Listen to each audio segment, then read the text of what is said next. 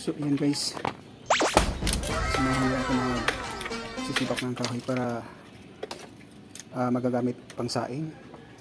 Ganito tayo pag nasa probinsya tayo, walang pangbili ng gasol kung ano man yung gagamitin pang saing o pangluto ng ulam natin araw-araw.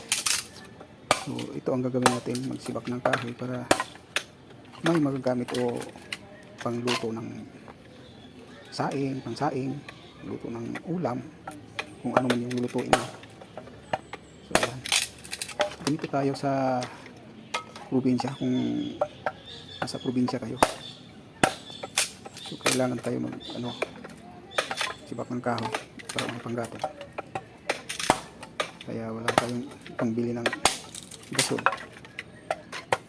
So ito yung gagamitin natin. Ganito ako pag walang trabaho, sibak ng kahoy. Anong gagawin natin para pawis din sa katawan, exercise kumbaga. Ganyan tayo guys.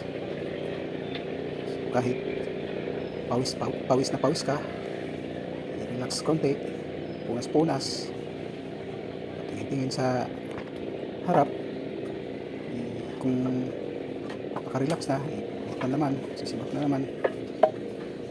Ganun kasi ang buhay, tayong mahihirap, ganun talaga, hanap ng paraan.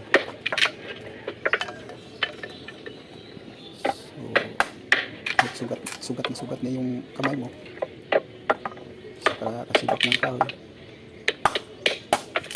Lapit pa masugatan tayo, lilipad yung kahoy. Sabi nila ganyan talaga eh. So yan lang guys, sana hindi kayo magsawang sumuporta sa aking page at saka sa aking YouTube. Thank you so much. Yun lang po.